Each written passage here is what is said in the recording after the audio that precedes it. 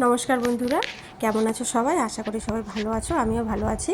আজকে তৈরি করে দেখাবো একটা আলুর তরকারি। এটা হচ্ছে মাটির নিচের আলু, আমরা মাটির আলু বলে চিনি। এটা কিন্তু কচু না, কচুর মতন দেখতে, পুরোটাই মাটির নিচে এটা হয়। তোমরা এটা কি নামে চেনো এটাকে সেটা কমেন্ট করে জানিও। আমি এটা ঠিক নামটা জানি না, এটা মাটির আলু বলেই আমরা চিনি। আমি বাড়ি থেকে এটা নিয়ে এসেছি, আমার বাড়িতে এটা হয়, তাই এবার আমি বাড়ি থেকে এটা নিয়ে এসেছি। আর অনেক বড় এটা নিয়ে এসেছিলাম রান্না করব বলে, তো অনেকটা খাওয়া হয়ে গেছে, বাকি যেটুকু আছে আমি সেটা রান্না করে আজকে দেখাবো। তো এটাকে মোটা করে সাইড দিয়ে চোকলাটা আমি ছাড়িয়ে নিয়েছি আর ছোট ছোট পিস করে নেব। এই আলুর তরকারিটা মাছ দিয়েও রান্না করা যায়, আমার বাড়িতে এটা মাছ দিয়ে রান্না করে। আর আমি আজকে মাছ দিয়ে রান্না করব না, আমি আজকে এটা মাছ ছাড়াই রান্না করব, আলুর দমের মতন রান্না করব। তো নিজের পছন্দ মতন সাইজ করে আমি টুকরো করে নিয়েছি। আর এর থেকে ছোট টুকরো করলেও কোনো অসুবিধা ছিল না, তবে আমি এরকম টুকরো করে নিয়েছি, পরে আমি রান্নার সময় খুন্তি দিয়ে ভেঙে দেব, কারণ আমার এটা বড় টুকরো বলে মনে হয়েছিল। তো এগুলো সবগুলো কাটা হয়ে গেছে, যেগুলো কাটা হয়ে গেছে সেটা আমি জলে ভিজিয়ে নিয়েছি, আর বাকিটুকু কেটে আমি জলে ভালো করে ধুয়ে নিচ্ছি। 2-3 বার জল পাল্টিয়ে আমি এটা ধুয়েছি। এর সাথে আমি একটা আলু ব্যবহার করব, আমরা যে সবসময় আলুটা খাই সেই আলুটাই ব্যবহার করব। আমার বাড়িতে এটা এইভাবেই রান্না করি, কে কীভাবে রান্না করো এটা জানিও, আর যদি এটার নাম জানো এই আলুটার সেটাও বলো। আমি মাটির নিচের আলুটার কথা বলেছি। আর এই রান্নার মধ্যে আমি পেঁয়াজ দেবো, সেই পেঁয়াজটা আমি কেটে নিয়েছি, একটা বড় সাইজের পেঁয়াজের অর্ধেক নিয়েছি। পেঁয়াজটা আমি কুচি কুচি করে কেটে নিয়েছি, খুব ছোট টুকরো করে। আর আমি আরও কিছু মশলা নিয়েছি, আদা রসুন, 3-4টে শুকনো লঙ্কা ছোট ছোট নিয়েছি, মানে আমি 2টো শুকনো লঙ্কার মতন নিয়েছি, আর 2টো কাঁচা লঙ্কা নিয়েছি, আদা রসুন নিয়েছি। এর একটা আমি মিহি পেস্ট তৈরি করে নেব। জিরা ধনে গোটা দিয়েছি হাফ চামচ করে, এর মধ্যে জল দিয়ে আমি একটা মিহি পেস্ট তৈরি করে নিয়েছি। কড়াইতে তেল গরম করে আমি এতে জিরা দিয়ে দিয়েছি, গোটা জিরা, তারপরে দিলাম কুচনো পেঁয়াজটা, তারপরে যে আলুগুলো আমি কেটে রেখেছিলাম সেই আলুগুলো দিয়ে দিচ্ছি। এবার আমি এটা ভেজে নেব। আমি খুব তাড়াতাড়ি রান্নাটা দেখিয়েছি, তার জন্য আমি আলাদা করে ভাজিনি, আমি একবারই আলুটা ভেজে রান্না করব।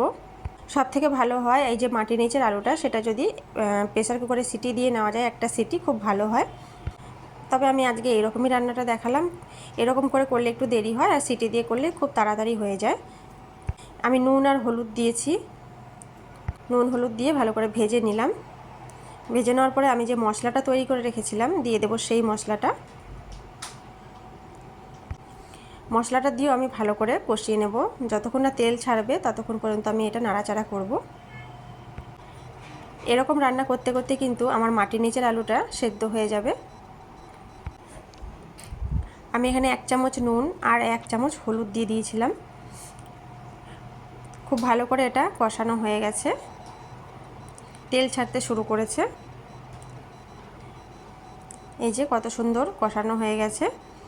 এবার আমি এটাতে জল দিয়ে দেব, এমনভাবে জলটা দিতে হবে যাতে এই আলুগুলো ডুবে যায়। তারপর আমি ঢাকা দিয়ে 10 মিনিট রান্না করে নেব। তার মাঝখানে আমি এটাতে গরম মশলা দেবো বলে গরম মশলাটা বেটে নিচ্ছি।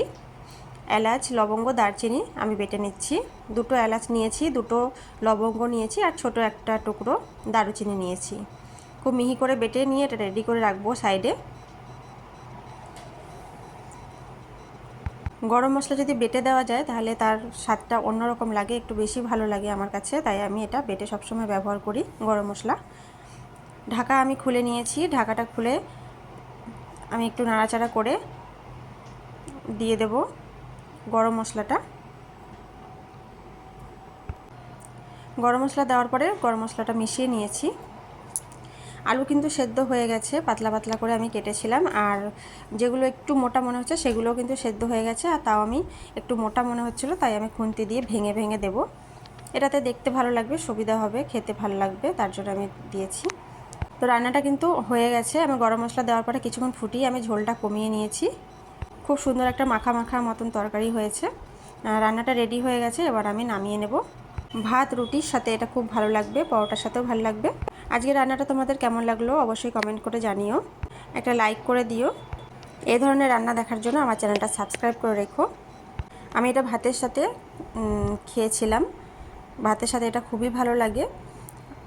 তোমরা অবশ্যই এটা বাড়িতে বানিও। এটা কিন্তু বাজারে খুব সহজেই পাওয়া যায়, ছোট বাজার না, বড় বাজারগুলোতে পাওয়া যায়। তো আজকের মতন ভিডিওটা এখানেই শেষ করছি। আবারও হাজির হয়ে যাব অন্য কোনো ভিডিও নিয়ে। সবাই ভালো থাকবেন। নমস্কার।